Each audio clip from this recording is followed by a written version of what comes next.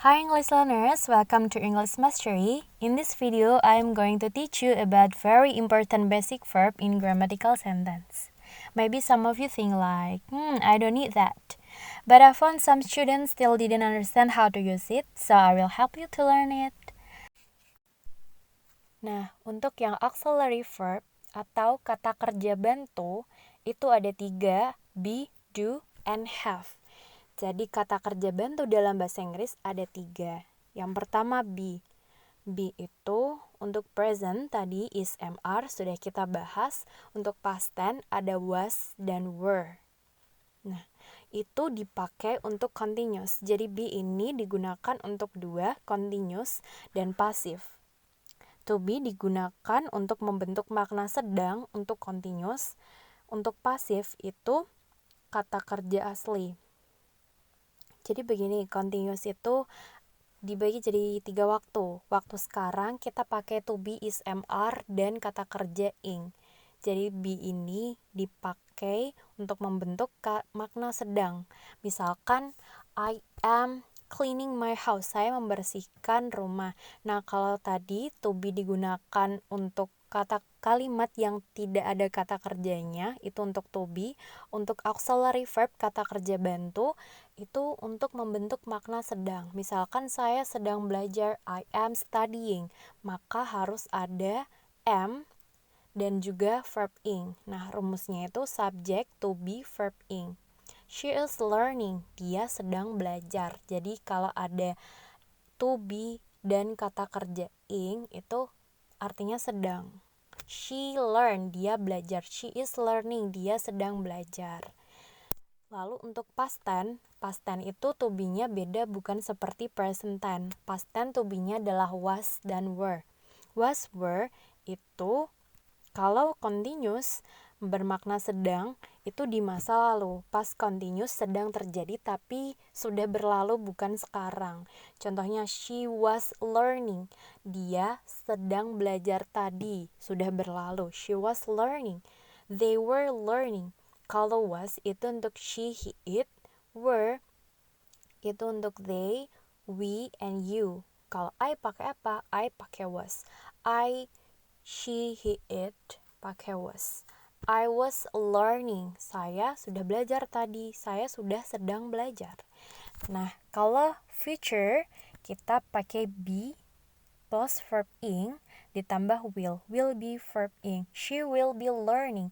Dia akan sedang belajar. Nah, jadi be ini digunakan untuk membentuk makna yang berarti sedang dilakukan. She is studying, dia sedang belajar. Jadi pakai to be dan kata kerja ditambah ing. Itu rumus patennya. Diingat-ingat ya. Nah, be itu juga bisa digunakan bentuk pasif pada kata kerja asli. Untuk present tense kita pakai to be plus verb 3. Kalau tadi continuous kita pakai verb ing, kalau pasif, bentuk pasif kita pakai kata kerja ketiga. Present tense rumusnya subject is MR dan kata kerja ketiga. Contohnya, my book is taken. Bukuku diambil. Jadi kata artinya yaitu dia. My book is taken. Bukuku diambil. Itu kalau yang present tense. Kalau bentuk lambak kita tinggal ubah ke was atau were, tergantung subjeknya. Kalau subjeknya she, berarti her book was taken.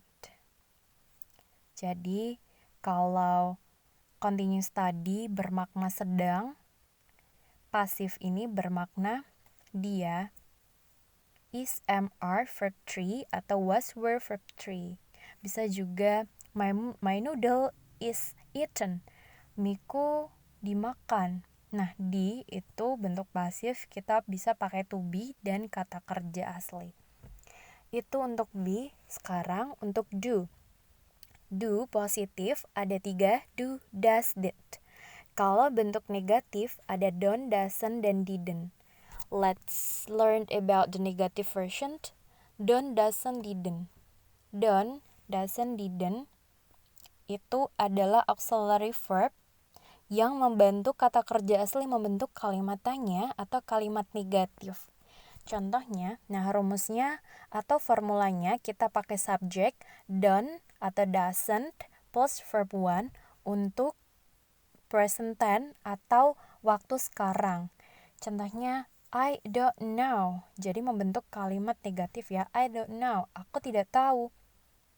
Itu menyatakan kalimat negatif. I don't know. Jadi dia membantu kata kerja now di belakang atau sebelum now ini. Jadi ada subjek, don't atau doesn't dan kata kerja pertama. Bisa juga do atau don't atau doesn't, don't atau doesn't digunakan untuk menanyakan sesuatu. Contohnya, does she know? Apakah dia tahu? Does she know? Jadi kalau ada pertanyaan apakah dia tahu, jadi kalau apakah, does atau doesn't itu kata kerjanya tidak usah pakai s. Jadi kalau she, he, it biasanya kata kerjanya ada s, tapi kalau ada doesn't itu tidak perlu ada tambahan s setelah kata kerja. Untuk yang bentuk lampau didn't, kita pakai subjek didn't dan kata kerja pertama. Itu kalau lampau, contohnya she didn't study, dia nggak belajar. Jadi did di sini membantu kata kerja dalam suatu kalimat yang menyatakan negatif, kalimat negatif. Bisa kalau dibuat menjadi kalimat tanya menjadi did she study? She didn't study, dia tidak belajar. Kita bikin kalimat tanya menjadi did she study? Untuk yang terakhir, have ini digunakan untuk membentuk makna sudah atau bentuk perfect pada verb asli. Membentuk mana sudah. Have, has, had itu artinya sudah. Jadi auxiliary verb yang ketiga ini kalau bentuk present sekarang, masa sekarang kita pakai has atau have. Rumusnya subjek has, have dan past participle atau verb ketiga. Verb bentuk ketiga. Untuk past tense kita pakai subjek had dan verb 3. Untuk future bentuk waktu masa depan kita pakai subjek will have dan will have verb 3. Contohnya untuk present, she has taken my book. Dia mengambil bukuku, dia sudah mengambil bukuku. Jadi have itu bermakna sudah. Kalau she, he, it kita pakai has, you, we, they, dan I itu pakai have ya. Jadi kalian harus ingat dan bisa membedakan subjek she, it itu pakai apa, I, you, we, they itu pakai apa. Jadi kalau she, he, it pakai has, I, you, we, they pakainya have. Oke, contoh yang past tense, she had taken my book. Dia sudah mengambil bukuku. Itu bentuk waktu lampau. Kalau sudah mengambil bukuku baru-baru ini, maka kita pakai she has atau they have. Kalau past tense, kita pakainya had. Bentuk subjek apapun, she, he, it, I, you, we, they tetap pakai had. She had taken my book. Dia udah ngambil bukuku. Nah itu kalau ngambilnya lampau pakainya past tense had. Kalau ngambilnya baru-baru ini pakai has dan atau have, tergantung subjek. Nah kalau future gimana?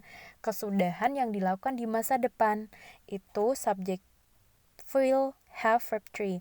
Jadi itu rumusnya. Contohnya she will have taken. Dia akan sudah mengambil. She will have taken my book. Dia akan sudah mengambil bukuku. Kesudahan yang akan dilakukan. Nah itu bentuk auxiliary verbs ya. Jadi diingat-ingat bentuk auxiliary verb itu ada 3.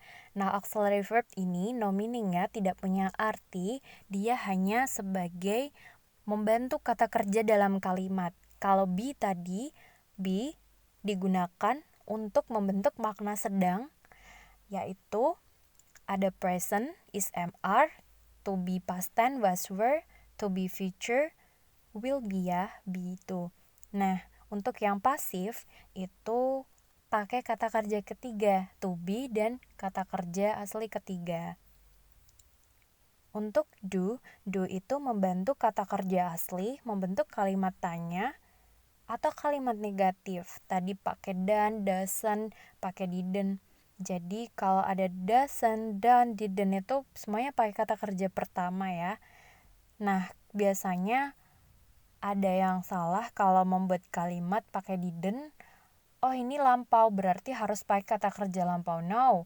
Jadi kalau ada didn't, ada did lampau, itu kata kerjanya tetap kata kerja pertama ya, tidak berubah ke kata kerja kedua. Untuk have itu menyatakan kesudahan. Kalau bentuk present kita pakai has have, bentuk lampau pakai had, bentuk yang akan datang pakai will have. So now, do you understand what I have explained? If you have any question to ask me, just deliver your question. If you don't understand, you can ask and deliver your question. Feel free to ask me anything in the comment section or DM me on Instagram. Thank you for watching. Hope you understand and hope it will be